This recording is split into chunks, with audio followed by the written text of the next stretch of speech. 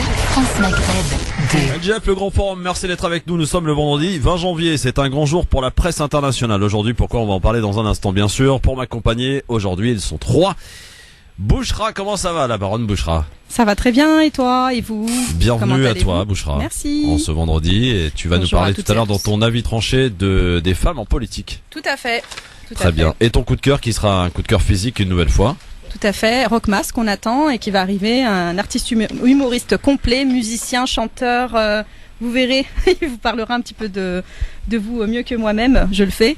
Donc voilà, j'ai hâte qu'il arrive parce que c'est vrai que là il a un spectacle, il revient en force avec un spectacle après quelques années de disparition sur la scène française et marocaine et notamment aux Pays-Bas parce qu'il a joué un petit peu de partout aux Pays-Bas, en Belgique et tout ça.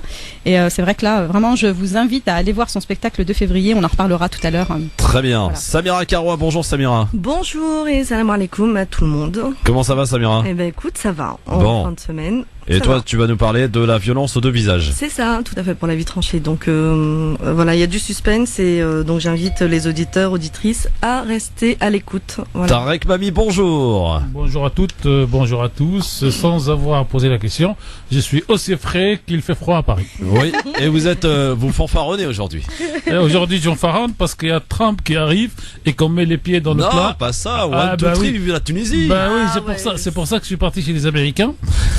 D'autant plus, donc, c'est Trump qui arrive, donc, une partie de la face du monde va changer. Oui. En bien, en mal, on sait pas. Nous aurons toute l'année, et c'est les vivants pendant 4 ans à commenter, parce que des titres de la presse américaine aujourd'hui, il y en avait un qui a titré Qui va tuer Trump? Et l'autre qui a titré Quand Trump va être tué. Donc voilà ce que ça donne pour le premier jour de Monsieur Trump. Alors, vous allez Et nous puis parler on peut fanfaronner un tout petit peu dans pour le votre Oui, avis oui, tranché justement remuer le couteau dans la plaie. de la canne, mais pas de la canne footballistiquement parlant, mais du business et de l'argent de la canne. La canne et le fric. Ouais.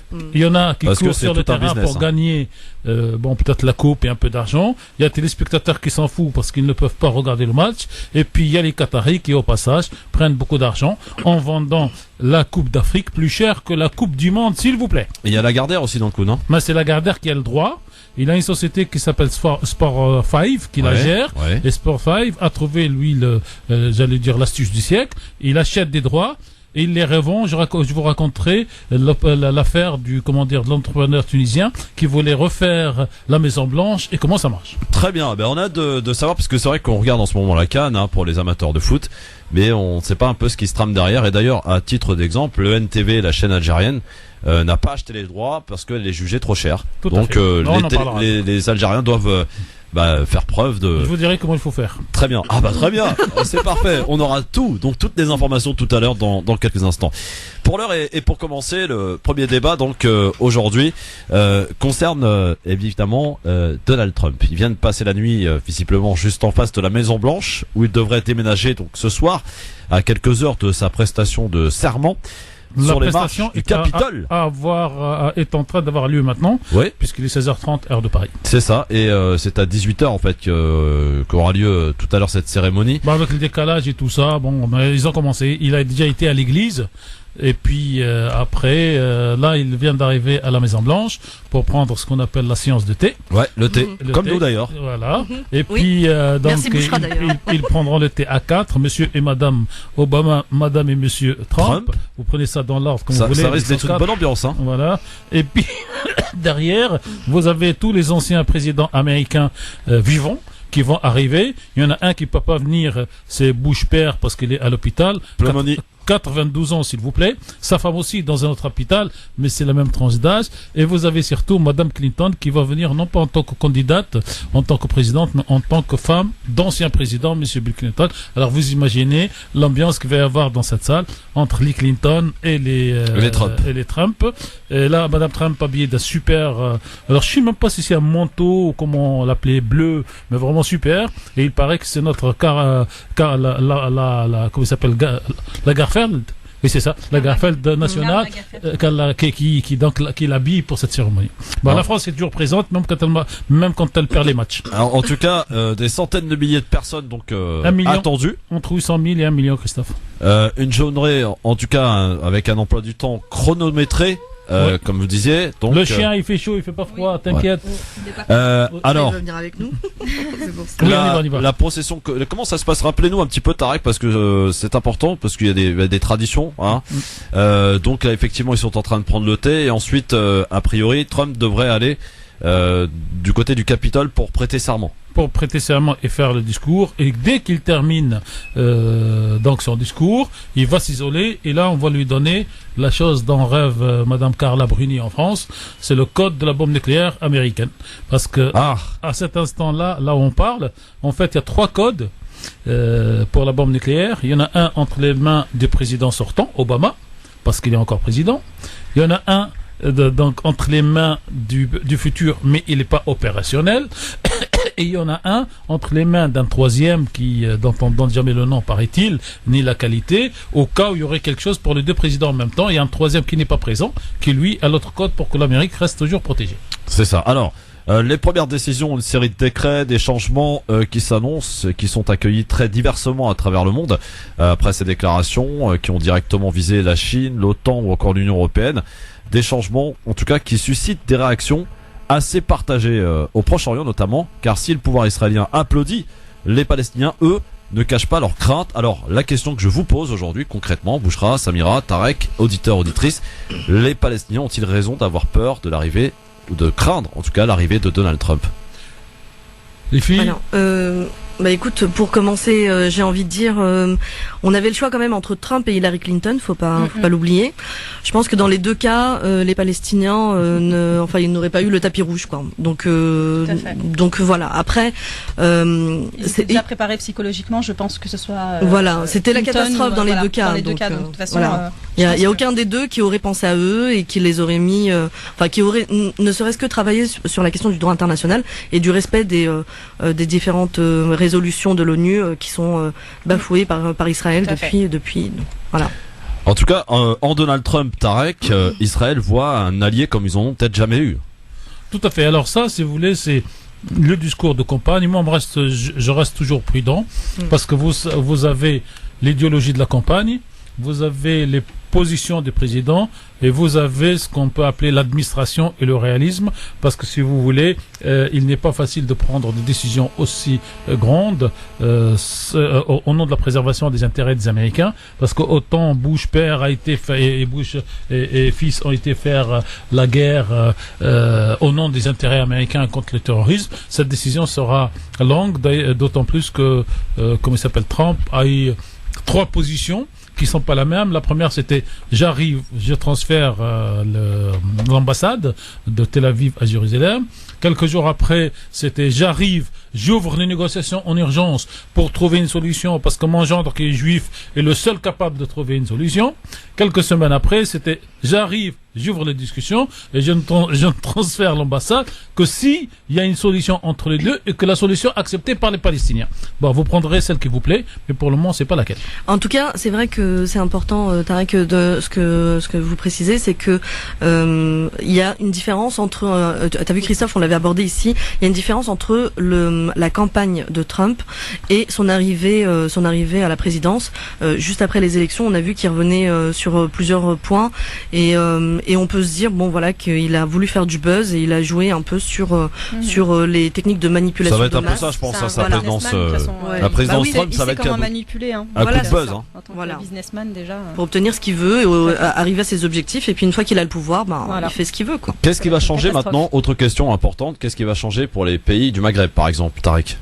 Là, la relation avec le Maroc va se consolider Oui. parce qu'il va considérer qu'il a un marché à prendre.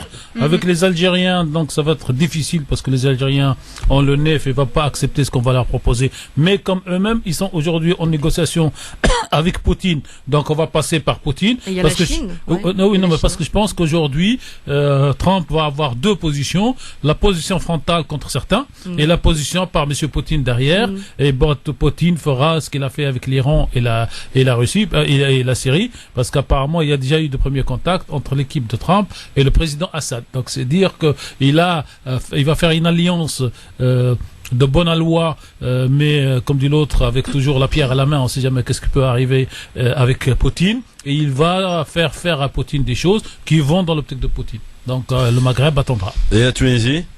La Tunisie va le soutenir parce qu'il est anti-frère musulman et quelqu'un parmi ses conseillers qui est libanais chrétien extrémiste considère que tout le mal que les chrétiens du Moyen-Orient ont subi c'est à cause des frères musulmans et il va lui expliquer que la Tunisie, Renouchi, Nahda, tout ça c'est des frères musulmans et que donc puisque le président Trump a annoncé qu'il va faire une alliance avec le président égyptien contre les frères musulmans, donc tous ceux qui vont être dans la ligne des frères musulmans, notamment Nahda, risquent de pâtir. Alors, pour revenir au Proche-Orient, Tarek, c'est le projet d'annexion totale de la Cisjordanie que proposent les colons et espèrent trouver d'ailleurs du soutien en Donald Trump. C'est la meilleure chose qui peut arriver aux Palestiniens.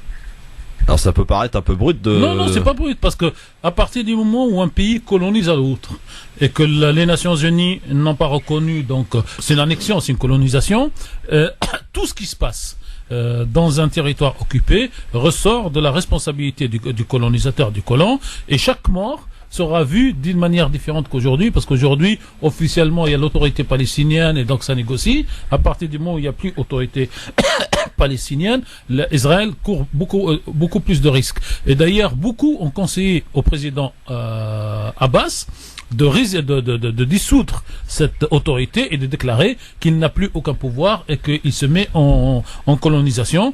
Et d'ailleurs, quand vous regardez bien les plans du gouvernement israélien, ce n'est pas de tout occuper, mais de laisser des brèches de 4 km, de 5 km pour pouvoir dire je n'occupe pas tous les territoires, on prend le territoire que nous estimons être à nous. Est-ce que tu partages cet avis, Samira? Est-ce que c'est la meilleure chose qui puisse arriver aux Palestiniens?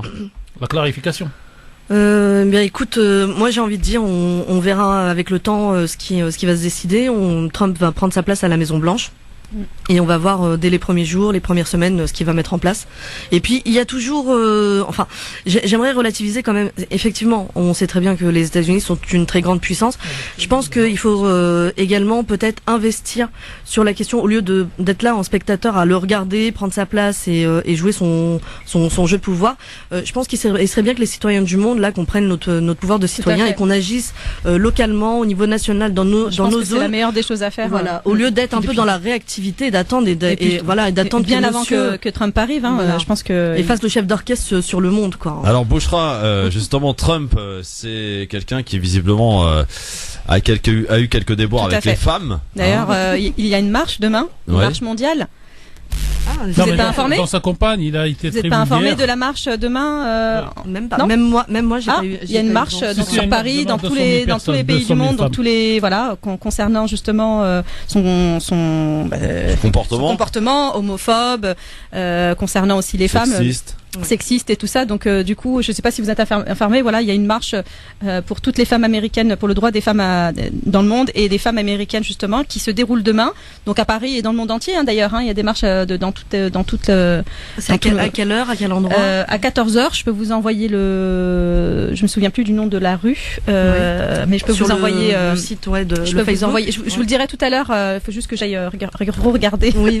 C'est demain à 14h à Paris. Voilà, à 14h à Paris, et donc nous qui faisons partie moi qui travaille dans une structure, une des plus grosses structures de la Fédération nationale solidarité femmes, donc toutes les structures sont appelées à justement, c'est la fédération qui porte justement ce mouvement, et on est rejoint par d'autres structures pas forcément féministes ou autres, donc qui sont là même dans la protection de l'enfance, qui sont tous mobilisés. Il y aura du monde demain. Je pense que c'est la cause de tout le monde. Et voilà, et c'est vraiment pour dénoncer. Et là, c'est vraiment une marche importante, et elle est justement dans le monde entier, donc en Espagne, dans tous les pays d'Europe, et je sais pas après à l'étranger, c'est-à-dire dans le continent africain, Amérique latine et tout ça, ce qui s'y passe, mais je sais pas à niveau de cette marche. Et ça porte le nom de 21 March.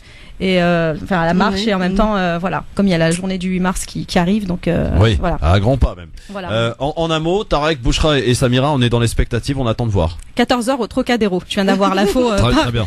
Comme je suis en live directement sur Facebook. Super. Là je viens d'avoir l'info. 14h Merci Gaël. Parfait.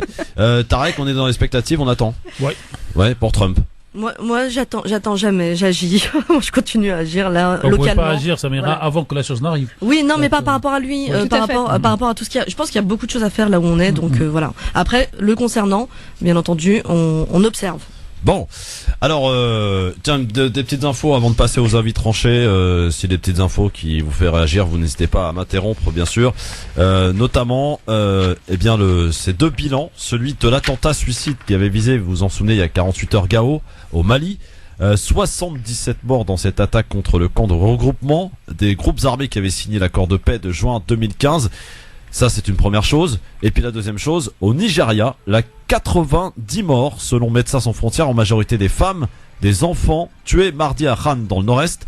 Bavure de l'armée de l'air du Nigeria, qui avait alors bombardé un camp de déplacés qui avait fui Boko Haram. Incroyable quand même, hein. En Afrique, il y a eu donc ces deux lourds bilans cette semaine. Et ce qui est regrettable, Tarek, Samira et Bouchra, c'est que la presse française a complètement nié. Tout à fait. C'est, comme elle le fait assez souvent. Hein. C'est pas qu'elle a nié, elle en a parlé, moi j'en ai vu, mais elle a pas insisté. Alors pour le Mali, oui, et pour le Nigeria, quasiment pas, Tarek. Ils ont même passé le représentant de l'association donc Médecins sans frontières, là où la presse a baissé le rideau complètement, parce que là, moi je n'ai vu aucune information, et pourtant j'ai piste les infos en France, c'est sur la tenue de la réunion sur la Palestine dimanche dernier, et là, personne n'a rien vu de ce que s'est passé, et puisque, ça a été boycotté, pour faire simple, aucune information. De toute manière, Christophe, toujours pareil, Tarek Mami, merci à vous et au deuxième directeur également de France Maghreb 2. Vous êtes toujours en train, vous, de relayer les informations, là où d'autres médias ne font pas leur travail de journaliste, donc merci à vous encore. Mais en tout cas, Tarek, quand je dis non pas relayer, c'est que si cet événement avait eu lieu, je ne sais pas, dans un pays européen... On en aurait plus entendu parler. Mais c'est pas qu'on aurait pas entendu parler, on aurait entendu parler que de ça. Maintenant, ça se passe au Nigeria. Bah oui, tout à fait. Finalement, voilà quoi. Hein, ça se passe en Afrique. Ce qui intéresse les Européens, c'est ce qui se passe en Europe. Ce qui intéresse les Français, c'est ce qui se passe en France. S'il y avait eu 10 médecins français sur ce camp qui a été tué, là, tu auras eu du battage. Voilà. Mais à partir du moment il faut qu'il y ait des Français touchés pour qu'on en parle. Français en 1, Européens en 2, blancs, quoi, pour faire ça. Les blancs, ouais. Et George Orwell, déjà dans les années 30, 40, il en avait déjà parlé en parlant des personnes, voilà, qui sont carrément des sous-hommes, en fait, hein, et qui a été repris par Noam Chomsky.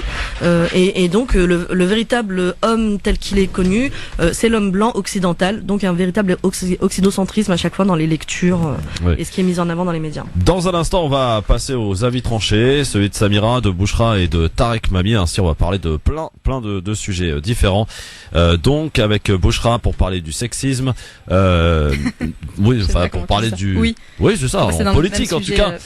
Parce qu'on sait que nos politiques sont un peu macho quand même pour le coup. En tout cas, quelques-uns d'entre eux, pas tous, heureusement. De la violence aussi aux deux visages avec Samira et du business de la Coupe d'Afrique des Nations avec Tarek. Tout ça, c'est à suivre. Et bien entendu, on va ouvrir notre débat avec vous, amis auditeurs, au 01 40 33 9000 pour parler de ce débat. Il a eu lieu hier. Il a été regardé par 3 millions de téléspectateurs sur France 2.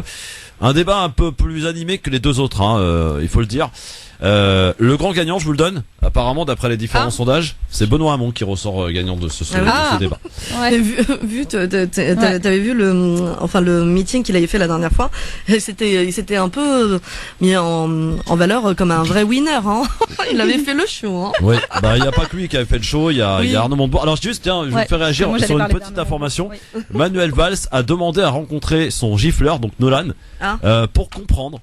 Ça, c'est l'information qui circule, Tarek. Tout à fait. Il faudrait juste qu'il appelle en même temps l'auditeur de France Inter. Ah oui. Qui lui a dit nous sommes 66 millions à vouloir voir le gifle. Salut Manu. Pour qu'il comprenne, parce qu'il n'a pas encore compris, c'est qu'il a un problème de compréhension. C'est pas Il était très grimaçant hier. J'ai trouvé mauvaise mine. Hier, il a voulu en fait jouer au sérieux face à des candidats qui amènent des idées. Et la meilleure phrase en fait du débat pour moi, c'est celle de Hamon. Quand on a commencé les débats il y a 2 mois, c'était sécurité, identité, expulsion, islam. Et là, depuis, on respire depuis 3 semaines à mois, on parle projet avenir sécurité sociale. C'est ça, en fait. Et ça a été le seul à dire, moi, je ferai tout pour faire reconnaître l'État palestinien. Ouais. Donc non, mais il y a un souffle nouveau avec Hamon. Comme dit l'autre, il ne fait pas président, mais il fait idée, Sherpa, on appelle ça chez les Indiens. Donc c'est un porteur d'idées extraordinaire. Et peut-être qu'un duo Montebourg, Hamon au deuxième tour n'est pas improbable. N'est pas improbable. Et même à la présidence de la République, que ces deux-là, qui sont copains. D'ailleurs, il y a un petit pic entre eux. Bon, pour en faire du bien à la France. En Ça, tout c'est cas, à la l'histoire France des de gauches, gauche. je pense. Ouais. Ouais, parce qu'ils ont quand même un projet qui est quand même assez proche. Ouais. Sauf sur sauf le sur le revenu nucléaire. Non, sur le revenu universel. Oui, et puis sur le nucléaire aussi. Ouais. Il y a une petite différence, mais c'est pour le reste, on va dire 90%, ils sont assez d'accord. Ouais. Mais voilà, il y a une C'est un histoire peu de- Fillon-Sarko, quoi. Voilà. On a des petites infos là en direct du live Facebook. Apparemment, le couple Clinton est arrivé au Capitole et autour du Capitole, il y a apparemment des casses et manifestations. Oui, Ah oui, oui. bien sûr. Et on a des... Ça, c'était à prévoir. D'ailleurs, il y a une Oui. grosse moyen de mobilisation de policiers sur 35 000. place. Voilà, ils redoutent. Pour 1 évidemment. million, il y a à peu près T'as 35 des 000. followers très actifs, hein, Bouchra, magnifique. Ici. Et apparemment, Merci pour les infos. information Merci, aussi qui est tombée tout à l'heure, il y a eu une explosion dans un immeuble de Boulogne-Billancourt. Tout à fait. Ah. Et, C'est du euh, gaz, ça serait du gaz. Et donc 2 immeubles à proximité ont été aussi évacués. Oui, ça serait du gaz. Voilà pour les informations. Allez, dans un instant, les avis tranchés à suivre. Et on parle de ce débat en profondeur pour savoir ce que l'on en a retenu avec vous au 01 40 39 000. La question sera la suivante. Est-ce que vous avez, à l'issue de ce débat, choisi votre candidat? À tout de suite. LGF, le grand forum sur France Maghreb 2. Merci d'être avec nous en ce vendredi 20 janvier. Donc toutes les caméras du monde sont braquées effectivement sur ce qui se passe du côté de Washington avec donc Donald Trump qui va prendre le pouvoir. Il va prêter serment aux alentours de 18h, heure de Paris, au Capitole. Et apparemment, il y a quelques déjà grosses manifestations du côté de Washington. Voilà, ils ont fini de prendre le thé. Voilà, donc a priori, ça va se passer normalement dans la tradition. On va tout de suite enchaîner, mesdames, messieurs, avec les avis tranchés. Ils sont 3. On va commencer par la première. 5, 4, 3, 2, 1, 0. Si l'on fait quoi que ce soit, c'est la mise à pied. Alors piétinez-moi, allez-y. Le premier avis tranché est signé Samira Karwa. Oui, bonjour. Alors, la violence aux 2 visages. La vie tranchée d'aujourd'hui ne commencera pas par une citation, comme je le fais habituellement, mais directement par une lecture d'un court passage du livre d'Olivier Clerc, spécialiste, enfin en tout cas, ce livre-là est vraiment un livre spécialisé sur une analyse de la violence, une violence finalement à 2 faces, plus précisément que 2 visages, et même 2 polarités. Donc je vais vous lire quelques lignes de ce passage pour après mettre en relation avec un élément que je voulais dont je veux discuter avec vous. La violence se présente donc comme un phénomène double comportant 2 polarités. Olivier Clerc continue en disant « J'ai nommé la première polarité violence du tigre. Il s'agit d'une violence masculine, yang, émissive, démonstrative, souvent intense et de courte durée, s'apparentant généralement à la décharge d'un trop-plein. C'est aussi une violence que l'on peut qualifier de chaude, passionnelle, instinctive, irréfléchie. » La deuxième polarité, que je nomme violence de l'araignée, est une violence féminine, yin, statique, coercitive, souvent indirecte, cachée, difficile à discerner et à mettre en évidence. Cette forme de violence agit le plus souvent dans la durée, petit à petit, sans qu'on ne la remarque, par accumulation, comme ces poisons utilisés autrefois, qui tuaient leurs victimes en plusieurs semaines ou mois, donnant l'impression d'une maladie, ou encore comme la radioactivité invisible mais terriblement dangereuse. La violence de l'araignée est une violence froide, lente, réfléchie, souvent prémédité. La question du yin et du yang, du masculin et du féminin n'engage rien à la question de savoir est-ce que c'est plus les hommes qui ont tendance à avoir une violence de type masculine ou féminine. C'est plutôt 2 polarités, voyez-le comme les 2 faces d'une même pièce, indissociables, qui vont toujours de pair. Et qui peuvent, d'un côté, chez un homme peut avoir une violence de type araignée, de type féminine, et une femme peut avoir une violence de type tigre, plus visible, violente, et dans son aspect extériorisé. Pourquoi traiter de cette question? J'ai commencé par cela pour planter un peu le décor de l'analyse, pour revenir sur un fait marquant de l'actualité en décembre 2016, en fin d'année, au niveau des fêtes. C'était l'affaire de Jacqueline Sauvage, et notamment la grâce présidentielle qui avait mis fin à son emprisonnement alors qu'elle avait été condamnée par les juges. Et ça avait fait une grande polémique. sans vouloir remettre en cause la question de l'institution judiciaire qui mène ces affaires, et s'il y a eu, si on est dans un état de droit avec une évolution et qui a obtenu la séparation des pouvoirs, ce n'est pas pour que nous, gens du peuple, contestions la décision d'un juge. Il y a des voies de recours, il y a tout un tas de procédures et de protocoles à respecter pour respecter cette autorité d'un juge qui est à sa place. Et si une question de compétence, il y a des voies de recours qui sont habilités à juger de la question. Maintenant, concernant cette question de grâce présidentielle, sans revenir sur le fait que le président François Hollande sur ses intentions d'avoir fait cette grâce en plus après les fêtes et pas l'avoir fait au début, et puis en fin de mandat peut-être pour se redorer son blason, on mettra ça de côté. Simplement pour revenir vraiment à la question de Jacqueline Sauvage qui a eu cet acte d'avoir mis fin à la vie de celui qui l'a martyrisé plus de 20 années, pendant plus de 22 ans, dans sa vie conjugale. Et finalement, on peut se dire, est-ce que il y a justice qu'elle ait pu tuer son agresseur? Un meurtre est un meurtre, il est condamné par la loi. Sauf que dans la question de la justice, on a une approche d'une justice relative qui est temporelle, qui est factuelle, qui est basée, fondée sur l'acte lui-même. Donc la question dans la relation de couple, une femme qui tue son mari, et puis avec les contextes aggravants de violences conjugales répétées qu'elle a subies des années durant. Et dans la forme extérieure, on peut considérer son acte violent comme une violence de type tigre, qui a répondu à une violence de type tigre de son mari qui l'a frappé. Sauf qu'on oublie un aspect très important, c'est que la question de la durée et du temps, le temps pendant lequel elle a vécu avec cet homme. Et la question de la relation. C'est une relation d'intimité. On parle de violence conjugale. Rien que l'association de ces deux mots devrait nous faire sauter au plafond. Tellement ils n'ont rien à faire ensemble. Et le but de cet avis tranché est d'interpeller sur le fait qu'un des types de violence qui n'a pas été soulevé ou qui a été peut-être dans le cadre des avocats, mais notamment là dans un travail plus d'une approche psychologique et psychique, et pour toutes les femmes qui subissent ça.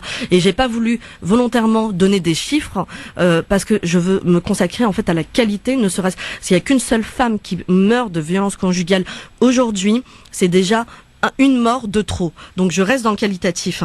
Simplement, donc Jacqueline Sauvage a fait cet acte, mais on oublie donc que dans cette violence de type tigre, elle a subi une violence de type araignée qui s'est instituée, qui a été petit à petit, qui l'a déstructurée, qui a provoqué une aliénation mentale en même temps que la violence physique. Parce que pour supporter de rester avec l'homme avec qui vous partagez votre lit, vous partagez votre intimité, rester des années durant, c'est qu'à un moment donné, il y a un mécanisme d'aliénation où on y laisse son estime de soi, on a une désintégration du soi, du moi et du pouvoir qu'on peut avoir sur notre propre vie. Ça se fait de manière insidieuse au début. Au début, on peut dire, et c'est pour ça qu'on invite les femmes au premier coup de ne jamais céder et de ne jamais considérer que c'est banal, mais d'intervenir, parce que le temps et la répétition et l'habitude va priver la liberté, va priver la femme de son pouvoir.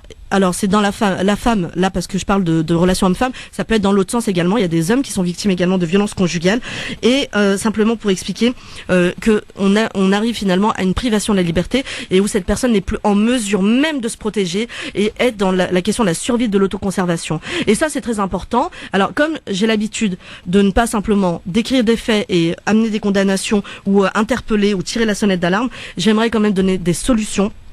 Parmi les solutions qui existent, premièrement, c'est la question de toujours prendre la question relative de la justice, le temps de la justice. C'est un temps qui, finalement, effectivement, va traiter du fait. Mais on doit se questionner sur la question du droit et de la philosophie du droit et de la société, du projet de société dans lequel on vit.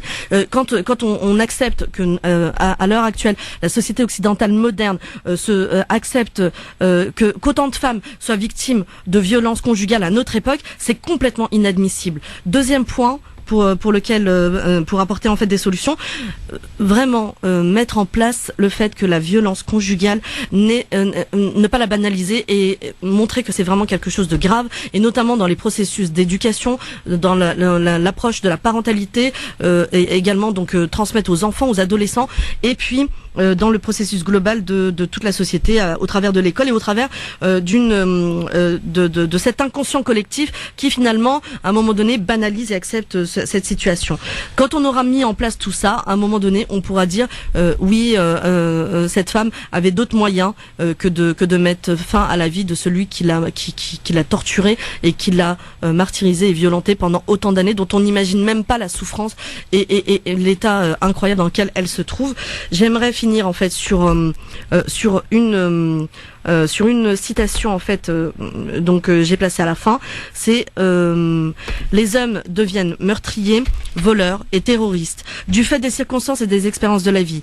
Tuer ou enfermer le meurtrier, les voleurs, les terroristes ou autres ne débarrassera pas le monde de ces personnages, parce que chaque fois que nous en tuons un ou enfermons un, nous en créons une centaine d'autres qui prendront leur place. Ce dont nous avons besoin, c'est d'analyser sans passion à la fois les circonstances qui créent de tels monstres et comment nous pouvons contribuer à éliminer ces circonstances. Si nous nous focalisons sur les monstres plutôt que sur ce qui les crée, nous ne résoudrons pas les problèmes de la violence. C'est Arun Gandhi, le petit-fils de Mahatma Gandhi. Merci. Samira, Bouchra, t'as de la concurrence, hein, ça y est. Hein. En fait, on est complètement partenaires. Alors là, c'est de la sororité. Ah ouais, la sororité. Tu connais pas la sororité, Christophe? C'est ça, tout à fait. Alors là, on est sœurs de cœur. Ça y est, les femmes ont pris le pouvoir dans cette radio. Faites attention. Il faut un petit peu. Non, c'est pas que les femmes prennent le pouvoir, mais c'est vrai que c'est des sujets assez sensibles et dont on n'approfondit pas justement du pourquoi comment. Et donc je vous avais fait la dernière fois mon avis tranché avec Morgane Seliman sur l'histoire et la grâce présidentielle sur l'affaire Sauvage et qu'on cautionnait pas son geste, mais je disais bien et on l'a dit avec Morgane que la justice n'a pas fait son travail dès le départ et que quand même cette emprise en fait qui a duré plus d'une vingtaine d'années de pousser cette femme justement à faire ce geste-là, ce geste, condamnable parce que c'est vrai que d'enlever la vie d'une personne, mais sachant que elle, sa vie, elle a été quand même bafouée, puis surtout celle de ses enfants aussi, et à savoir, comme je vous l'ai dit, que son fils s'est suicidé quand même la veille de sa garde à vue. Elle l'a appris quand elle était en garde à vue, et son fils s'est suicidé justement pour donner la liberté à sa mère de pouvoir justement franchir le pas. Ce qui est difficile pour une femme, que quand une femme est sous emprise, le cycle des violences en fait n'est interminable. Et c'est très très difficile, et c'est pour ça que j'incite vraiment aux personnes qui sont informées du moindre petit geste, voisinage ou autre, de pouvoir justement aider ces victimes, ces femmes et ces hommes aussi, parce qu'il y a des hommes aussi qui sont dans ces situations, de pouvoir vraiment les tirer vers à franchir le pas des associations, d'autres, de commissariats, pour pouvoir justement s'en sortir, parce que c'est vrai que le plus dur, c'est de franchir le pas, de sortir de ce cercle. On en a un peu parlé d'ailleurs de ce sujet hier dans le débat. Hein. Oui, tout à fait. Moi, je l'ai réécouté ce matin, le débat. J'ai pensé à toi, je me suis dit, tiens, Bouchra devait être contente. Oui. Ah oui, ouais. Ça. Mais bon, ça, c'est les personnalités politiques, là, comme la dernière fois, on avait écouté Valls qui disait qu'il était féministe, mais bon, il y a plusieurs sortes de féministes, comme je disais. Mais c'est bien beau, hein, de se donner, justement, une image, voilà. Après, nous, on attend les actions. Et, il y avait des choses où j'étais vraiment pour, sur certaines personnalités politiques qui ont abordé justement le thème de pouvoir aider les associations. C'est plutôt dans ce sens-là, comme pour on reviendra tout à l'heure par rapport au débat, comme les personnes qui sont à la rue, parce qu'il y a en ce moment, voilà, nous on a accueilli par exemple hier une quinzaine de personnes avec des enfants de 1 à 17 ans, voilà, des femmes qui sont à la rue. On a dû ouvrir nos portes de notre CHRS. D'ailleurs, à Saint-Denis, il y a un gym, la ville de Saint-Denis qui met apparemment à disposition pour les sans-abri le gymnase. Nous on a dû mettre 2 appartements à disposition hier soir, et mais c'est quand même, il faut quand même donner, enfin on en reviendra tout à l'heure de toute façon par rapport à ça, mais je voulais juste en finir par rapport à la vie tranchée de Samira que j'adore, hein, que je c'est la vie tranchée que vous adorez aussi, Samira? Les deux. Les deux. Et tu sais qu'Hakim te dirait on adore que Dieu. Oui, Hakim. Oui. Non, mais là je reviendrai. Faut arrêter avec ce. Non, mais je plaisante. C'est de l'humour. Voilà, la langue française. Enfin voilà, faut arrêter. Je pense qu'on a besoin de processus d'élaboration et d'intelligence. Il va falloir que vous expliquiez tout ça, parce que c'est très compliqué d'arriver d'un stade à l'autre. On créera un débat autour de j'adore. Bon. Mais c'était important, parce que je pense que c'est important de replacer les choses dans leur contexte, et que quand on voit une banalisation des violences, même dans l'inconscient collectif. Quand on voit c'est ton mari, il te tape, mais t'as fait quoi? Des fois on a des questions comme ça à la femme. Oui. Mais t'as fait quoi pour l'énerver? Pareil, il faut demander à Valls s'il a fait quoi pour être giflé. Lui on sait. Alors, on a des pistes. Je vous rappellerai quand même qu'il a lui-même donné une gifle. On cautionne pas la violence, aucun type de... Samira, il a lui-même donné une gifle il y a quelques années à un jeune élu socialiste. C'était à La Rochelle. Valls avait donné une gifle. C'est le karma. Le karma. Tout à fait. Moi je me rappelle. Qui m'a tout dit tout den, non? Voilà, qui m'a tout dit moi, tout den. Je me rappelle, la plus belle gifle, ça a été celle de Bayrou. Ah oui, Bayrou, ouais. Bayrou, un jeune qui avait 8-10 ans. Bayrou était entouré des gens, je sais pas dans quelle ville, je citerai pas la ville. Et le petit jeune était en train de fouiller les poches de Bayrou. Oui, c'est ça. Mais lui aussi, il l'a tapé. Voilà. Alors, non, mais on cautionne pas toute forme de violence. Ça n'amène à rien. Et contre Valls, il n'y a pas eu de plainte, il n'y a pas eu de condamnation non plus. Hein. Ouais, effectivement. Alors, on va, avant de parler des femmes en politique, pour changer un peu de sujet, on va parler un peu de la CAN avec toi, avec vous, Tarek. La CAN et le business, la Coupe d'Afrique des Nations qui se déroule en ce moment au Gabon. Il y a le football, il y a ce qui se passe sur le terrain, mais il y a aussi le business. Alors, c'est la Coupe d'Afrique des Nations. Donc cette année 2017 a lieu cette année au Gabon, pour mémoire du 14 janvier au 5 février. Pour les pays du Maghreb, la question revient à chaque édition. Comment suivre la performance de leurs équipes nationales, les Fennecs d'Algérie, les Aigles de Carthage ou les Lions de l'Atlas? Le groupe qatari beIN Sport, Louis, ne se pose pas ce genre de questions. Il détient l'exclusivité de droits de diffusion pour tout le Maghreb et pour tout le monde arabe. Et vas-y l'argent. beIN demande des sommes au-delà des moyens des chaînes publiques, maghrébines en tout cas. Ces droits de diffusion, en fait, sont des droits pour les riches et non pas pour des pays de la valeur économique des pays du Maghreb d'aujourd'hui. Depuis les années 2000, donc ce plaisir de savourer la messe du football africain a souvent été gâché pour le téléspectateur maghrébin par ce groupe. Chacun donc se débrouille à sa manière pour trouver une solution. Certains trouvent une place dans un café, d'autres vont se débrouiller pour bidouiller sa parabole ou aujourd'hui un peu Facebook de temps en temps.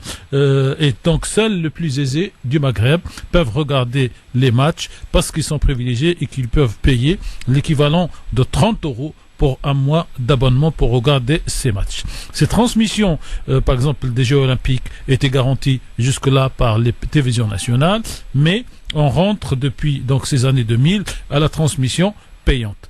Au passage, les radios en France sont en train de subir le même sort, puisque avant l'année 2000, toutes les radios, y compris France Maghreb 2, pouvaient passer en direct les commentaires de matchs qu'elles souhaitaient. Aujourd'hui, elles ne peuvent plus, sauf si elles payent des droits extravagants par rapport, y compris à leur chiffre d'affaires. Aujourd'hui, on se rappelle ce qui s'est passé lors de la dernière Coupe du Monde du Brésil, où l'Allemagne a décidé de faire diffuser quand même les matchs sur ses chaînes publiques. Et c'est comme ça, en réalité, que beaucoup de téléspectateurs algériens ont pu voir le match Algérie-Allemagne gratuitement en se branchant donc sur ces chaînes, puisque en Algérie, tout le monde est équipé en satellite. Ce qu'il faut savoir aujourd'hui, cher Christophe, c'est que c'est une dérive libérale au profit de la Gardère. Aujourd'hui, dans le monde, pour des raisons de concurrence et d'appel d'offres, c'est la Gardère qui achète les droits. La Gardère fait gérer ces droits par une société dont il est propriétaire qui s'appelle Sport 5. Et c'est Sport 5 qui va donc vendre en tant que filiale spécialisée aux différentes régions du monde. Et beIN Sport, la Qatari, va acheter ses droits. Et ceci depuis 2008. Aujourd'hui, le monopole, il faut retenir cette date, cher Christophe, la CAN de M. Issa Hayatou, l'équivalent d'un saplétaire, donc un escroc, en quelque sorte, disent en tout cas les critiques footballistiques d'Afrique, a reconduit ce contrat jusqu'à 2018. Et donc, jusqu'à 2018, vous ne pourrez pas voir de match si votre pays n'a pas payé ou si votre radio n'est pas payée. Ce privilège est hors de prix, parce qu'au début, le football, c'était un sport. Après, c'est devenu un business. Peut-on accepter cette situation jusqu'à quand? Aujourd'hui, il revient au bricoleur de bricoler, il revient aux techniciens de ces pays inventifs que sont les pays africains pour casser les codes et pour permettre aux téléspectateurs, parce que quand on achète un billet à sa juste valeur, on estime qu'il le vaut, mais quand on voit que la valeur du prix devient hors de prix, on ne va pas empêcher un peuple, des peuples de manger, de s'alimenter pour pouvoir s'abonner à la télévision et regarder des matchs. Le business de la CAN, Samira et Bouchra, ça vous inspire quoi? Alors, vas-y Bouchra. Moi, je voulais juste dire, comme ce que j'avais dit par rapport à l'euro, bien sûr que c'est tout un business et c'est toujours, enfin voilà, quand on regarde, moi je mets ma petite touche féministe parce qu'il le faut, mais on met jamais, enfin c'est comme l'euro féminin, on n'en a pas entendu parler. Ah oui. Voilà. Et là, quand je vois tout ça, c'est vrai, c'est un réel business. Hein. Enfin, moi, je suis tout à fait d'accord avec ce que Tarek a dit. Et ce qui m'a choqué le plus, c'est l'histoire avec beIN Sport qui ont interdit, enfin pas qui ont interdit, mais qui ont bloqué les pays du Maghreb en fait. C'est pas qui bloquent, c'est que où pas vous qui payez. interdit, mais voilà. Alors que c'est des Qataris et c'est des pays du Maghreb. Enfin voilà. Moi, c'est quelque chose qui m'a quand même choqué dès le début, enfin bien avant que les matchs commencent. Enfin, c'est quand même surprenant. beIN Sports appartiendrait à un autre État ou autre, mais là, elle est quand même les Qataris. Donc, c'est vrai que pour ce coup-là, voilà pourquoi la dernière fois j'avais dit que je boycottais ces pays-là parce que vraiment, là, c'est de trop. C'est de trop. Après, alors moi, si je peux, je vais dans le même sens en fait de ce qui a été dit, c'est-à-dire moi je considère vraiment ce que tu as dit, Tarek, une dérive libérale, même ultra libérale de ça, qui fait perdre en fait les objectifs. Je pense qu'en fait tous les problèmes en fait qu'on relate relèvent à chaque fois de la même la question du paradigme. Voilà, le paradigme de la société dans lequel on se trouve. Quel est l'objectif de ce sport? À la base, c'était pour du loisir et après du partage et de l'échange entre les États. Et au final, voilà. Et au final, à partir du moment où on change la question de la vision et des objectifs et donc la vision avec les principes qu'on met dedans, si le principe c'est le gain et le fait de mettre au centre la question du profit et de l'argent, bah forcément, ça explique ces logiques-là. Maintenant, je pense qu'il faut questionner la question de la vision, du fondement même. Et de revenir un peu comme quand on fait, j'ai cité tout à l'heure la question de la philosophie du droit, là ça serait la philosophie du sport entre guillemets, et des échanges entre États. Et je pense que c'est quand même scandaleux de voir que les équipes du Maghreb participent justement à la CAN ou aux coupes internationales et qui peuvent même pas, enfin les téléspectateurs de ces pays ne peuvent même pas accéder à au visionnage de ces matchs. Je pense ce qui paraît impensable pour un pays comme la France par exemple. Oui voilà, et oui, mais c'est une question après du rapport ce que tu as dit, on va pas, les téléspectateurs c'est des citoyens, ils vont pas en fait enlever cet argent pour nourrir leurs enfants pour visionner un match quoi. Après ils ont des priorités et je pense qu'il faut tenir ça en compte et que c'est encore une fois dramatique, mais encore une fois questionner encore une fois la question de la vision et de replacer les choses dans ce sens-là. Avant de passer à la vie tranchée de Bouchra, je vous signale juste, vous allez voir cette photo dans tous les JT de 20h ce soir.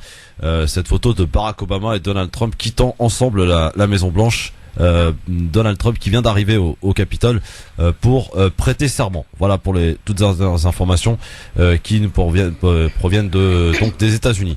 Je voulais juste dire un dernier point sur cette question là de la CAN et de l'argent, avec cette question du monopole et de cette exclusivité qui passe en fait par la monétarisation pour avoir accès. Il y a une privatisation et une sorte de VIP des téléspectateurs maintenant qui pourraient avoir droit ou pas, comme d'ailleurs dans la santé. En Afrique c'est pareil, ils n'ont pas accès non plus aux mêmes médicaments, on va leur donner des génériques ou même on leur donne même pas accès à des traitements alors que on a une prévalence du sida, etc.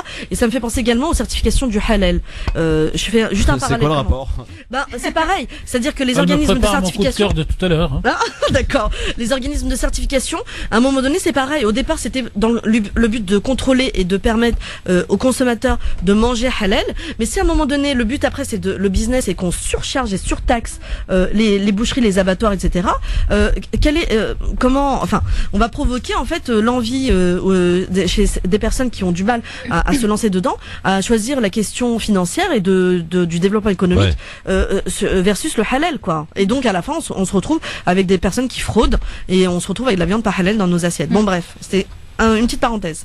Parenthèse refermée donc, pour laisser place maintenant au la vie tranchée de Bouchra. qui commence par un petit son, et juste après le petit son, bien vous entendrez donc l'avis tranché de Bouchra. C'est parti. Je suis pas une poule, hein. Salope. Pardon?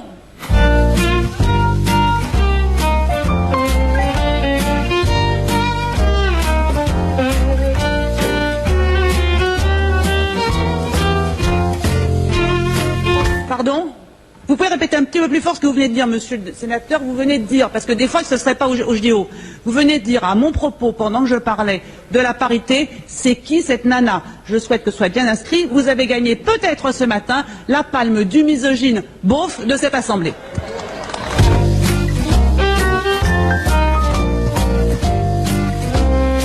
L'espérance de vie en bonne santé notamment. Oh, ça suffit là. Mais qui c'est qui s'est fait ça? Enfin, franchement, arrêtez, quoi. Je suis pas une poule, hein. C'est bon. Il y a des comportements La durée incroyables. moyenne de cotisation est de...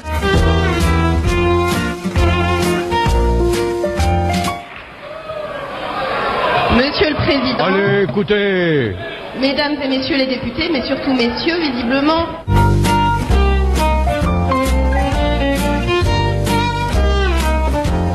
Si elle n'est pas là simplement pour les apparences et Merci. pour servir de pot de fleurs, elle doit Merci. figurer à nos débats et venir nous rejoindre. Qui a battu Monsieur Mme Bomparini. Et qui a fait un tabac. Ça. Qui a fait un tabac. Salope.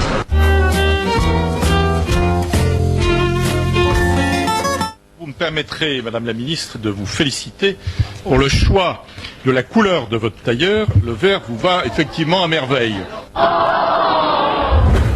Bouchra.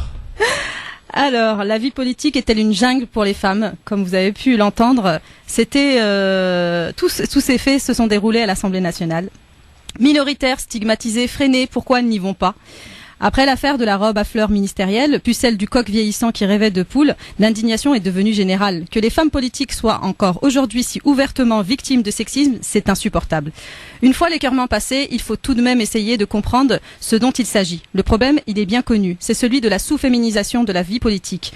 Ou, plus exactement, c'est celui de la persistance de ce phénomène par-delà les dispositifs paritaires mis en place il y a plus de 10 ans pour y remédier.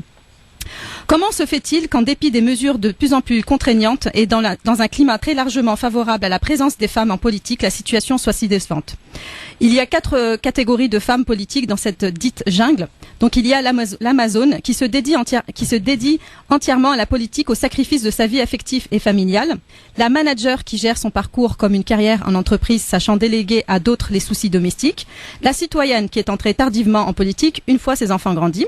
Et la femme contemporaine qui tente de tenir ensemble toutes les dimensions de son existence. C'est d'abord l'évidence de l'omniprésence du sexisme dans notre paysage politique français. Et là, je n'y change rien. Les nouvelles générations ne valent guère mieux que les plus anciennes. C'est ensuite le constat de la difficulté qu'il y a à avancer dans cette jungle. Beaucoup de souffrance, donc, et pas seulement du fait des bâtons mis dans les roues des femmes. Il leur faut aussi affronter des épreuves personnelles. La fragilisation de leur couple. Pas facile d'être le mari de Madame la députée. Les enfants qu'on ne voit plus et la difficulté à tenir la pression. Il y a aussi un manque de solidarité et de sororité. La vie politique est un monde hostile, un monde violent même, un monde qu'on peut avoir envie de quitter. Les femmes peuvent tout simplement ne pas vouloir s'engager en politique une fois qu'elles ont découvert la brutalité du milieu. En ne parlant que du machisme, on oublie de se poser la question des raisons profondes pour lesquelles les femmes n'y vont pas. Elles peuvent refuser d'entrer dans la basse-cour avec ses combats de petits coqs. Elles peuvent aussi préférer une vie professionnelle gratifiante ou anticipant une vie familiale qu'elles souhaitent vivre pleinement. Enfin, et c'est vraiment, à mon sens, le cœur du vrai problème, les femmes politiques manquent cruellement de solidarité entre elles. Pas de réseau, pas de club, pas de déjeuner de femmes, quasiment rien qui leur permette de faire le lien, d'échanger, de s'entraider. À l'exception d'un récent forum de femmes et pouvoir qui a eu lieu en novembre dernier 2016. Parfois, c'est même l'inverse qui se produit, les femmes déjà arrivées empêchant les plus jeunes d'accéder aux positions du pouvoir. Le constat est amer. Minoritaires, stigmatisées, freinées, les femmes ne peuvent finalement compter que sur elles-mêmes pour s'en sortir. Comment ne pas voir qu'il y a là un fort motif au retrait, au refus, à l'abandon? On peut aussi incriminer les mécanismes institutionnels qui concourent à leur rendre la vie difficile, le cumul et l'absence de toute limitation dans le temps des mandats, les pratiques intrapartisanes qui favorisent l'élévation d'une poignée d'élus farouchement arrimés à leur position, le mépris totale pour la vie privée dont témoigne le fonctionnement de tout le système. C'est le mercredi qui est quand même le jour des enfants et c'est le mercredi que l'activité de l'Assemblée est le plus dense. C'est là où il y a le Conseil des ministres. Vous savez, la vie politique est faite pour des gens qui n'ont pas d'enfants.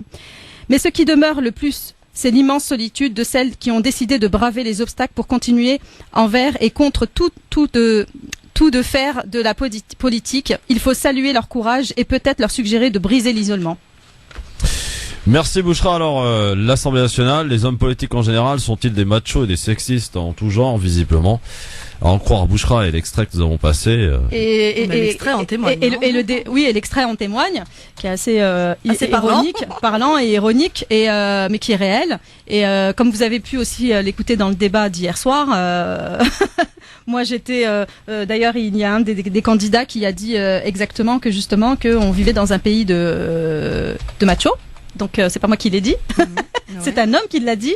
Et effectivement, quand on a demandé par rapport à la parité, vous avez vu qu'il n'y avait qu'une seule femme de présente hier soir et une seule directrice de campagne quand même comment il s'appelle je pense que c'est Hamon qui a une directrice de campagne. Non, c'est pas Hamon, c'est oui, voilà. Donc voilà, le combat continue. Une seule journaliste femme hier. Hein. Pardon ? Vous pouvez rajouter une seule journaliste femme hier. En plus. Ouais. Donc voilà.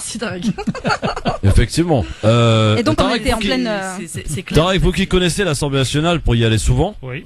Vous avez déjà eu à faire ou à voir, à constater des comportements de machistes, sexistes de la part des hommes politiques? J'y étais les jours de la robe. Ah oui, l'histoire de la robe à fleurs. J'ai été sur place, c'était Madame Duflo. Oui. Et j'y étais les jours de Madame la Présidente, Madame le Président, l'échange où le député s'adressait à la présidente de séance qui avait précisé qu'elle souhaite qu'on l'appelle présidente et qui a continué toute l'après-midi à l'appeler Monsieur le Président et elle a fini par lui répondre Madame le député. Ah oui, c'est vrai. Ça, je l'avais vu. J'y étais aussi. Il y a des jours comme ça. Bon, en tout cas, voilà, sur ce qu'il fallait retenir sur les femmes en... La question de la parité en France, c'est un discours qui est aujourd'hui devenu un discours anti-culture musulmane principalement. Et toutes ces personnes qui passent leur vie à donner des leçons ne regardent pas dans leur propre miroir parce qu'au lieu que ces messieurs députés votent parité, à défaut tu payes, il fallait qu'ils votent parité, à défaut t'as pas de candidat dans la circonscription. Et là, si on passait cette étape-là, vous allez voir que très vite, même les hommes qui renaclent, de toute façon, ils savent que s'ils y vont pas, ils y vont pas d'une manière ou d'une autre, et donc il faut accélérer. D'ailleurs, ça pose la question après, est-ce que cette loi ou ces lois sur la parité marchent ou pas?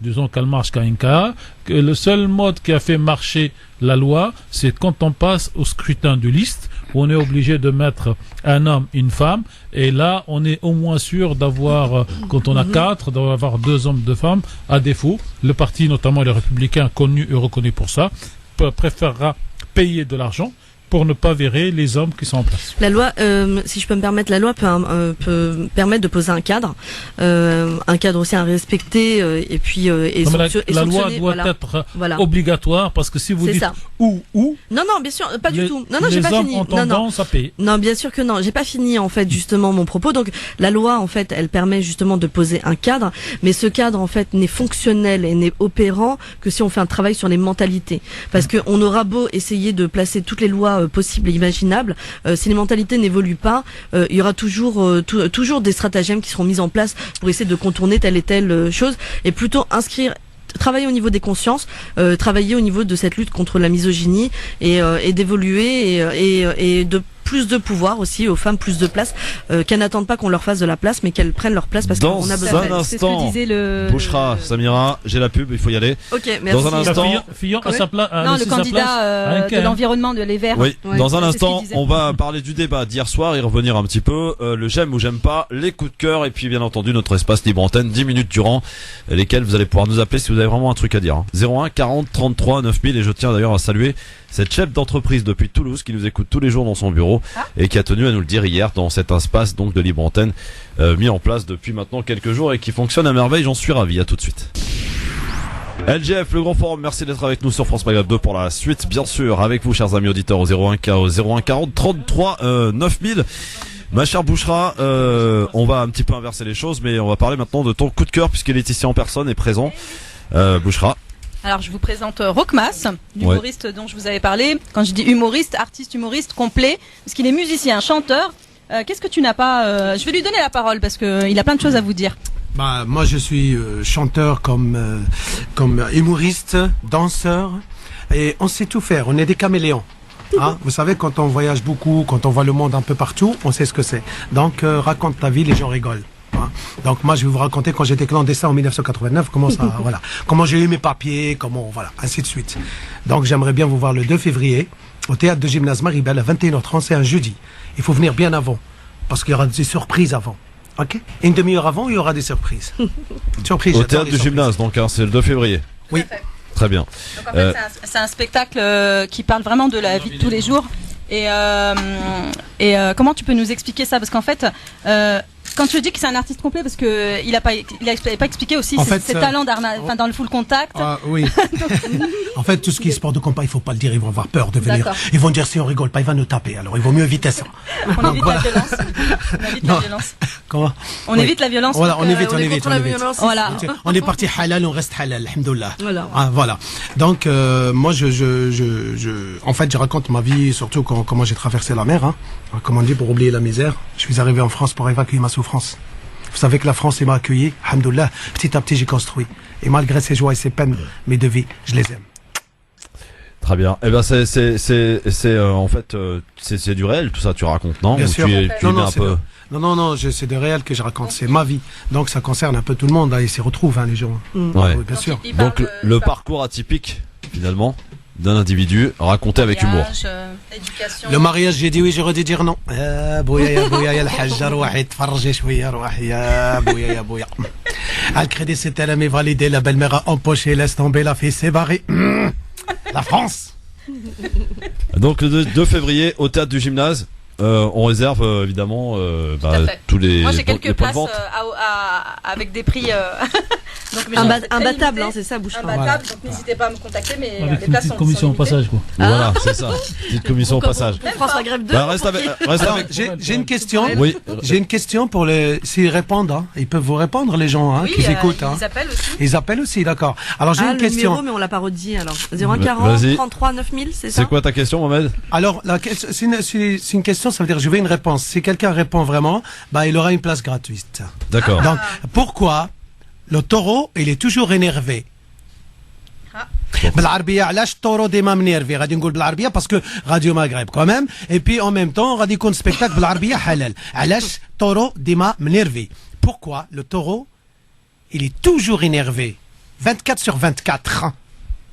Eh bien écoutez, on attend la réponse et pour la radio c'est France Maghreb 2, Mohamed. On attend la réponse. Voilà, merci. On reste avec nous, on va parler du débat.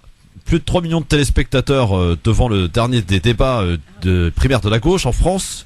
Les 7 candidats qui hier ont à nouveau pu défendre leur programme en direct avant le premier tour de dimanche. Débat de la dernière chance, peut-être aussi un petit peu plus offensif avec une audience quand même moins bonne que pour le même débat lors de la primaire de la droite. Tous les candidats ont essayé de marquer des points. Manuel Valls a tenté de prendre l'avantage en revenant sur chaque question pour conclure la discussion. Il était visiblement très préparé avec toujours le même objectif, affirmer sa présidentialité.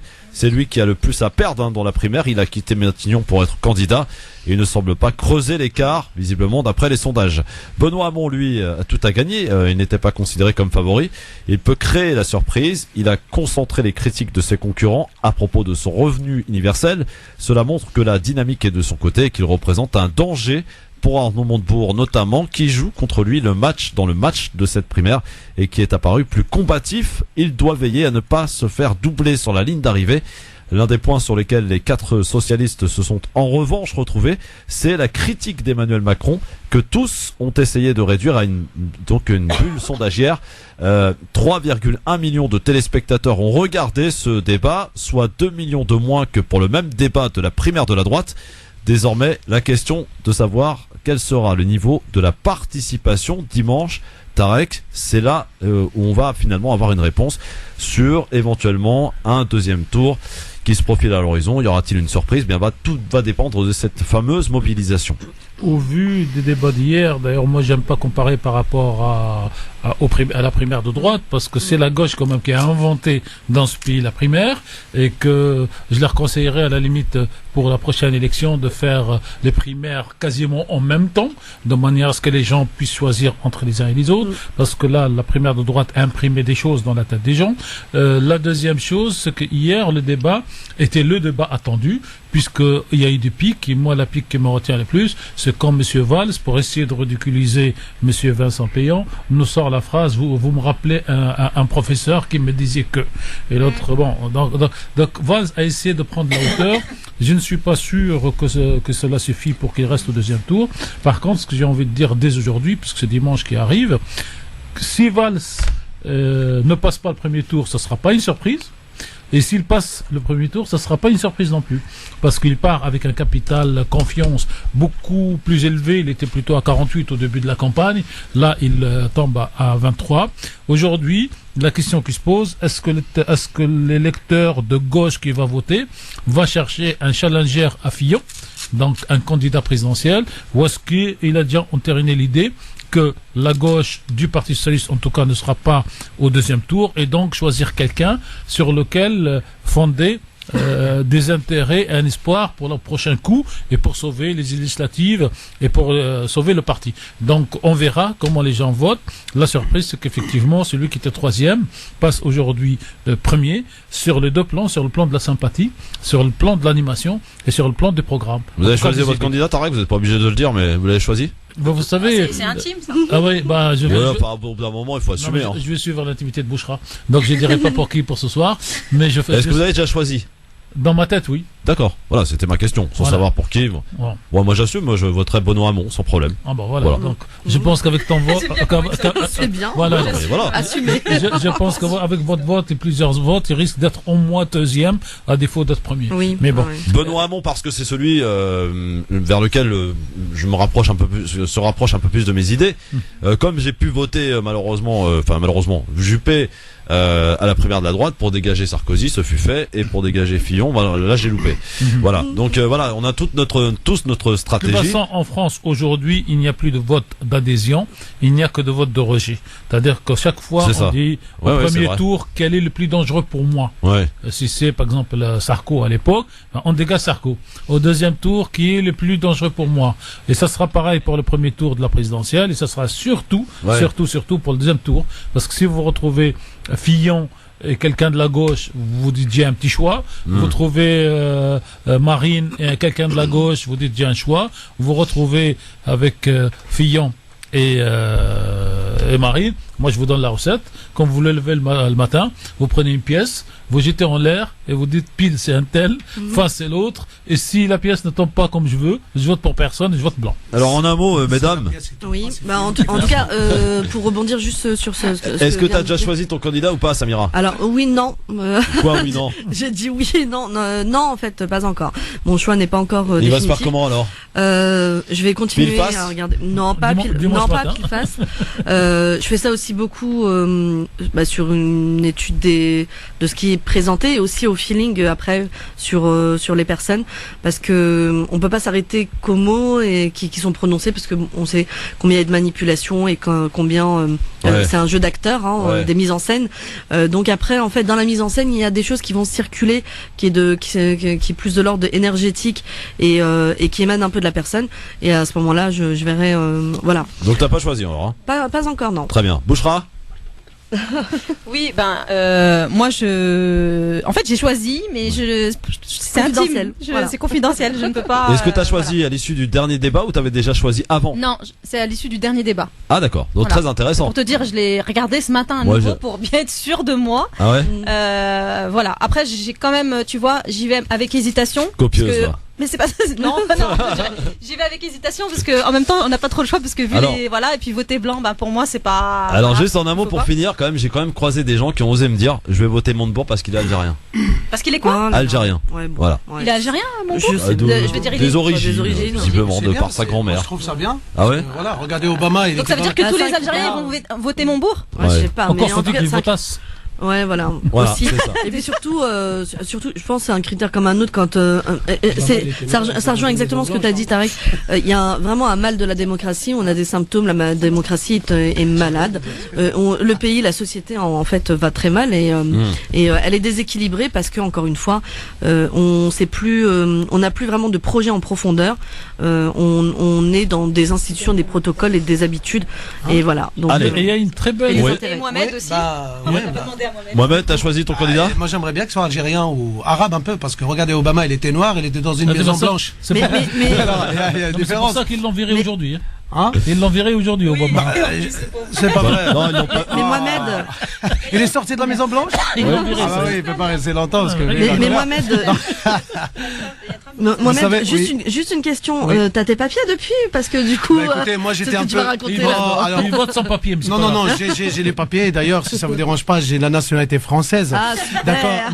Bah oui, parce que quand on m'a convoqué pour avoir la nationalité française, j'étais un peu vexé parce que quand même on m'a posé une question que j'ai pas aimé. Est-ce que vous savez lire le français pour avoir la nationalité française? Et à partir de là, je me suis énervé, et j'aurais dit ouais, quand j'ai reçu la lettre du justice pour saisir ma voiture, je l'ai lu jusqu'au bout. Merci. Voilà. C'est marrant parce que moi j'ai ma maman que j'aime fort et qui m'écoute là avec mon papa à Lyon, et mes parents sont naturalisés français, sachant que ma maman est analphabète et elle est née au Maroc, et pareil, elle m'avait fait le même constat quand elle avait été avec mon père, et ils lui ont posé la même question, sachant que ma mère ne sait pas lire du tout à part les chiffres, c'est tout. Et donc du coup, elle a quand même obtenu sa naturalisation, sa nationalité française. Donc du coup, c'est vrai que c'est cette question. Le français et tout, voilà, mais bon, ça faisait des années qu'elle était là, mais c'est vrai que c'est une question qui. On vote ou on vote pas, c'est pareil. On a marre un peu, franchement. Ah non, c'est pas ici, c'est pas sur France Maghreb 2 que vous tiendrez ce discours, voilà. Ici, on vote ce qu'on veut, mais on vote. Voilà. Juste, il y a une étude de. Et tu peux même voter blanc. Ce que vous voulez, mais faut se lever le dimanche matin, aller aux urnes. Bon, t'as jusqu'à 20h. On va prendre un bulletin et le mettre. Après, ce qu'il y a dedans, c'est votre problème. Vous savez, cher Christophe, il y a une étude qui vient de se faire, qui a été très intéressante. C'est une étude sur le cerveau. Et ça part donc du dialogue entre. Ils ont pris un échantillon d'une 50aine de personnes et ils ont étudié les positions politiques de ces 50 personnes. Et ils ont essayé de les faire changer d'avis en projetant donc des images à l'écran et faire un débat derrière. Et ils ont mis en même temps les fameux, des fameuses des fils sur la tête de la personne pour savoir comment le cerveau réagit. Oui. Et ils ont constaté que chaque fois qu'on envoyait une image contraire aux idées de la personne, le cerveau se contracte dans un mouvement d'autodéfense pour ne pas recevoir l'information contraire. Et donc, et on arrive à la conclusion, c'est que les gens qui basculent dans des idées politiques, et on la compare à la religion, c'est très très difficile de les faire basculer de ce qu'ils ont comme a priori, voter à droite, voter à gauche, que de changer. Et ça, c'est pour la majorité. C'est ancré, quoi. Voilà, c'est ancré. Et vous avez une minorité, on appelle ça la minorité baladeuse. Vous lui envoyez l'idée de la droite, il y a le cerveau qui s'allume. Vous envoyez l'idée de la gauche, l'idée s'allume. Et on considère que ces gens-là sont ceux qui utilisent le mieux leur cerveau, parce qu'ils ne se mettent pas automatiquement dans une position d'autoblocage. Et donc ils écoutent, et s'ils estiment que ça les convainc, ils changent d'avis. Alors que les autres, c'est des bouchers pour faire simple, c'est-à-dire qu'il vient avec ses idées et repart avec ses idée. Allez, on va passer au coup de cœur, puisqu'on est très en retard, si vous voulez bien. Le coup de cœur de Samira Carrois pour ce vendredi. Alors, il n'y a pas de jingle et tout, non? Ah oui, parce qu'il n'y a pas... Non, c'est bon. Il est où mon jingle? Il est là, je crois. Ouais. France Maghreb 2, le coup de cœur. Samira, on t'écoute. Oui, bonjour, c'était une blague, mais bon. Alors, pour le coup de cœur d'aujourd'hui, je vais essayer de faire bref. Il était une fois, en Algérie, une famille, un jeune couple qui avait décidé donc de fonder une famille et d'avoir un enfant, des enfants. La femme est tombée enceinte et mis au monde 2 belles jumelles, des filles vraiment formidables, qui étaient extrêmement liées, tellement liées en fait qu'elles en étaient siamoises.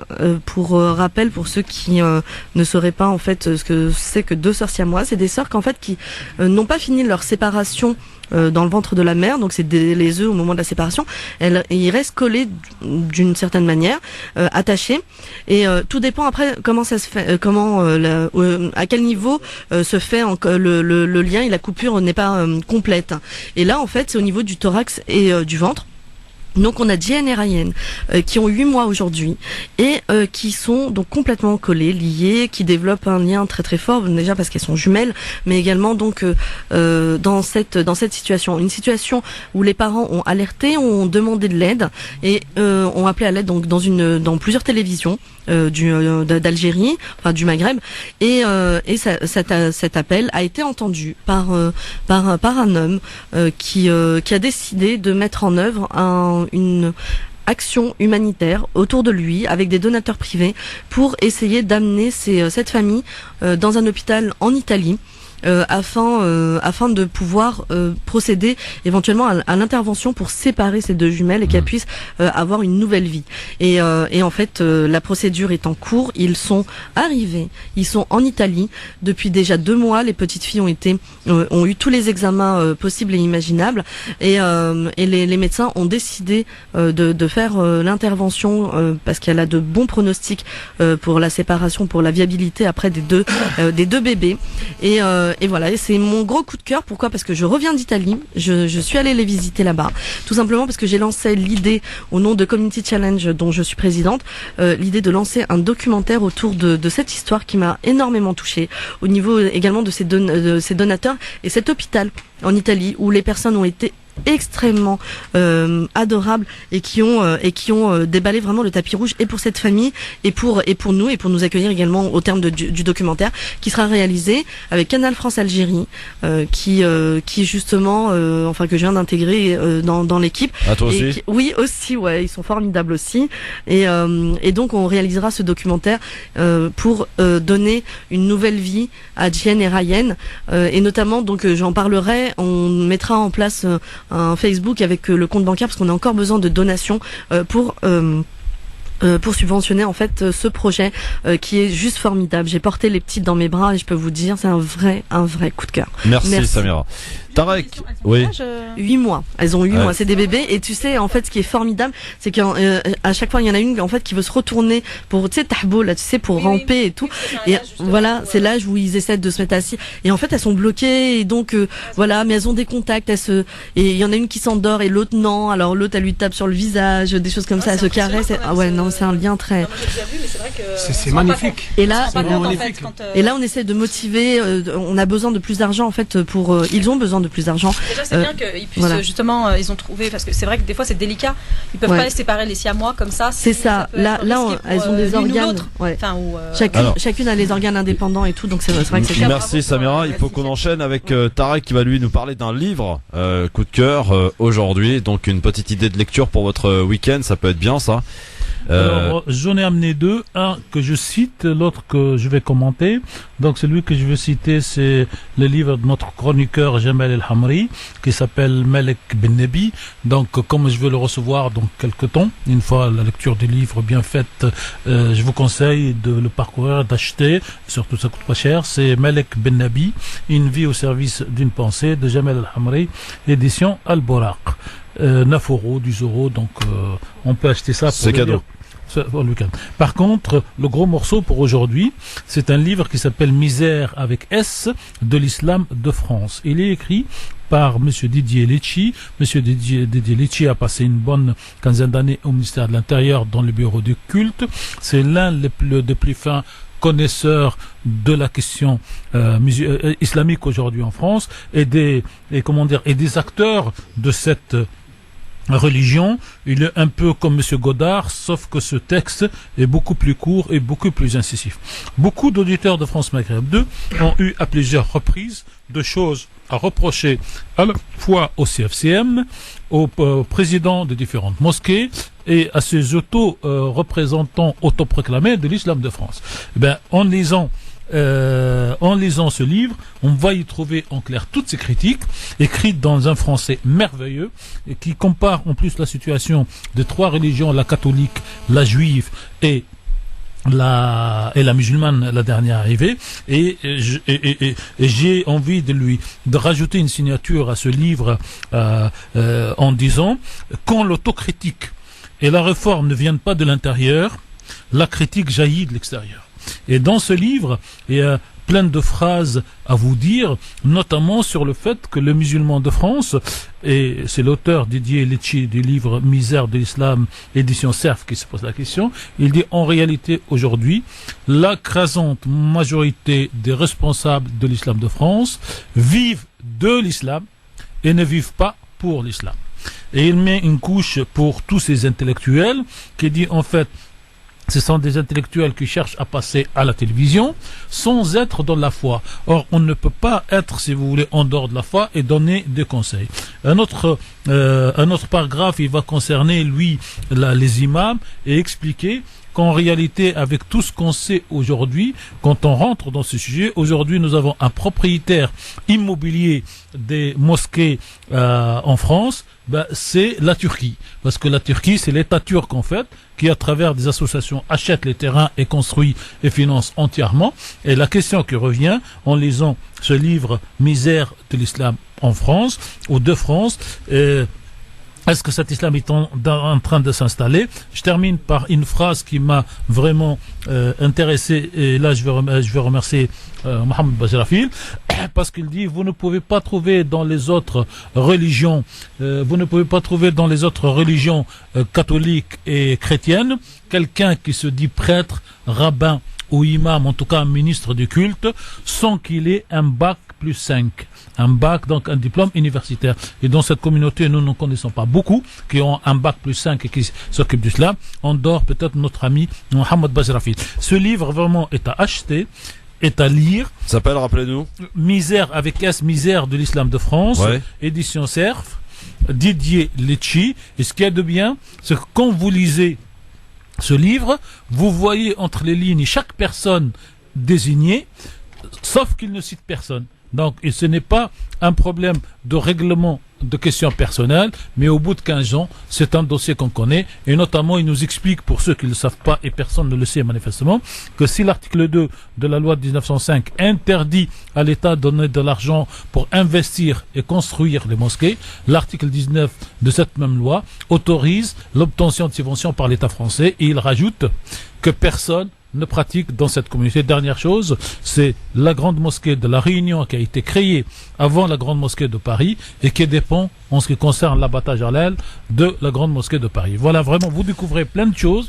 Pour ceux qui veulent savoir comment fonctionne l'islam administratif, je rappelle, Didier Lecci, Misère de l'islam de France, édition Cerf, 6 € pour livre par internet et 14 € livre version de papier. Et c'est lui qui veut vraiment venir maintenant sur France Maghreb de parler, critiquer positivement ou négativement l'islam de France, il faut qu'il soit outillé et avoir lu le livre Misère de l'islam de France. Merci Tarek. Dans un instant, le j'aime ou j'aime pas et notre libre antenne au 01 40 33 9000. Vous avez un truc à dire, un message à faire passer, une information, eh bien n'hésitez pas, ça se passe dans un instant.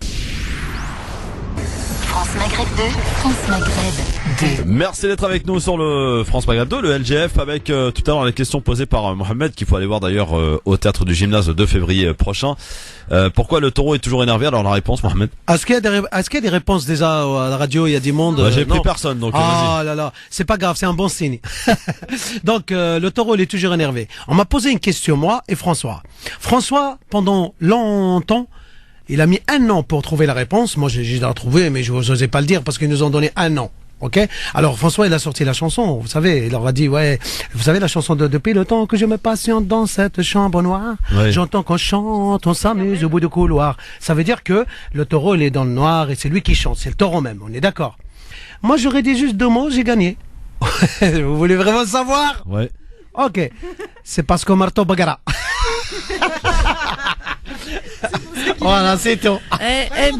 Bouchera après. Oui, voilà, après nos avis tranchés là sur la femme et tout. Alors là, Mohamed, il finit en beauté cette émission. C'est la misogynie du Maghreb, après la misogynie d'Occident. J'ai rien contre les femmes, hein. Ils savent faire deux choses à la fois. Alhamdoulilah, les femmes, elles sont intelligentes, ils font tout. Alhamdoulilah, moi, si j'ai ma femme, alhamdoulilah, wallah, je fais la vaisselle, je fais la couture. Alhamdoulilah, je fais tout 20h à l'heure, c'est l'heure. Yallah, je me suis on n'a pas dit de tout changer, on n'a pas dit d'inverser les choses. Le 2 février. Demandez-lui au théâtre de gymnase s'il a vraiment une femme. Là, je comprends plus rien. Ah, bah alors. Voilà, c'est le piston qui parle. Merci Mohamed, en tout cas, rendez-vous le 2 février. Alors, on n'aura pas le temps de faire le j'aime ou j'aime pas, donc du coup, on va peut-être laisser place à nos auditeurs. Qu'en pensez-vous, Tarek? Pour notre libre antenne, 01 40 33 9000, faut que ça aille vite. Vous nous appelez maintenant, 01 40 33 9000. Vous avez une information à faire passer, un petit bonjour à passer, bref, ce que vous voulez. Il faut que ça ait du sens quand même. Et votre prénom et votre ville d'appel, c'est ce qui m'intéresse. Allô, bonsoir. Allô. Bonsoir, prénom et ville d'appel. Bonsoir, Christophe. Prénom et ville d'appel, s'il te plaît. Alors, je m'appelle Amine. Amine, tu nous appelles d'où, Amine? Je vous appelle de Brunois. De Brunois, dans l'Essonne. Absolument bien. On t'écoute. Qu'est-ce qui se passe, Amine? Écoute, moi j'ai 5 secondes en fait, seulement pour parler des primaires. Ouais. Que je considère comme antidémocratique. Voilà. Pour la simple raison, c'est que pour moi, les élections, c'est toujours à au suffrage universel. Et que là, on va nous organiser des primaires pour forger les gens à choisir quelqu'un qui n'est pas forcément celui que les gens pourraient voter pour lui. Voilà. Très bien. Merci, Amine. Voilà. Ok, ça marche. Merci, Amine. Tarek, oui, vous souhaitez rajouter quelque chose, non? Non. Bah, c'est son avis, C'est un avis comme un autre. C'est un avis comme un autre, absolument. 01 40 33 9000. On va en prendre moins que d'habitude parce que le temps, voilà, on a dépassé largement. Allô, bonsoir, prénom et ville d'appel, s'il vous plaît. Oui, bonjour, Mohamed de Paris. Salut Mohamed, on t'écoute. Ouais, moi c'était pour vous parler d'un documentaire que j'ai vu sur la 5e chaîne qui démontait le complot de 56 qui était organisé entre la France, Israël et l'Angleterre. Et donc c'est vraiment le démontage d'un complot, c'est vraiment à voir, c'est édifiant. C'est contre Nasser, voilà. Pour Suez.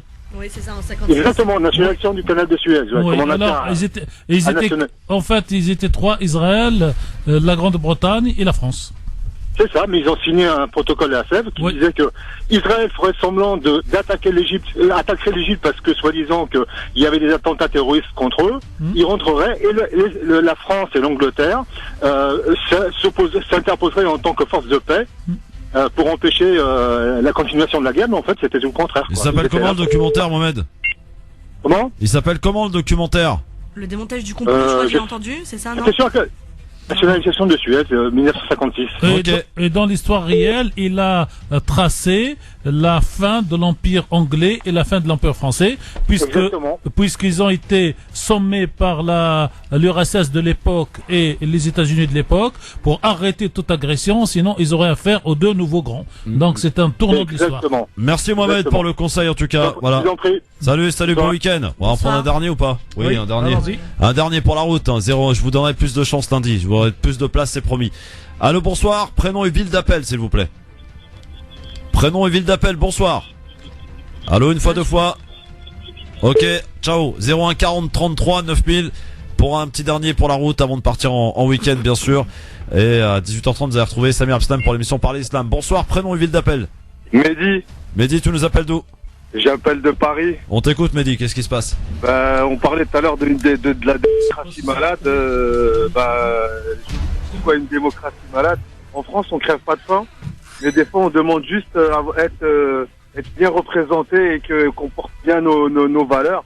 Et nos politiques et la politique étrangère de la France ne reflètent pas du tout le bon pensée de chaque Français aujourd'hui. Quand vous voyez que la France cautionne l'apartheid qui est faite dans les territoires occupés en Palestine. Voilà, donc quelque part, tout le monde, je pense qu'on a ras le cul, que ce soit du Robeux, du Cefran, de tout le monde en a marre que la parole de la France soit maltraitée comme ça, alors que la majorité des Français ne veulent pas cautionner, ne cautionnent pas ce qui se passe là-bas. Merci Mehdi, salut, à bientôt. Voilà, c'était ton avis. Bon, c'est promis les gars, mesdames, messieurs, je vous donnerai plus de place lundi. Voilà, le temps est largement dépassé. Merci beaucoup Samira. Merci à vous tous. À très vite. Tarek Mami la semaine prochaine. Si Dieu veut, avec les Avec les variantes de l'agenda et du calendrier, je vous tiendrai au courant. Ah, bah, va falloir me tenir au courant parce qu'il y a du monde qui sollicite pour venir vendredi prochain. Hein, je vous le dis tout de suite. Hein. Je crois qu'on va libérer de la place. Bon, alors à tout de suite, il est 18h01 dans un instant la Myanmar pour l'éphéméride, juste après le journal de la Cannes, puis la télé pour les programmes pour ce soir.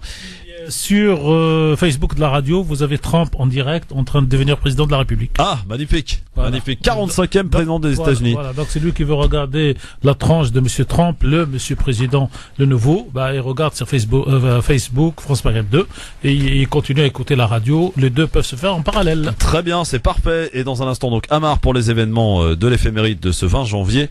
Et également journal de la Cannes et le tout nouveau titre du groupe marseillais Ayam à découvrir, ça s'appelle Monnaie de singe. Dans un instant, 18h01, le rappel de l'actualité de ce vendredi soir, c'est avec Marine Garel. Bonsoir Marine. Bonsoir à tous. À 17h47 précisément, les États-Unis auront un nouveau président. Donald Trump va prêter serment à Washington et devenir le 45e président des États-Unis.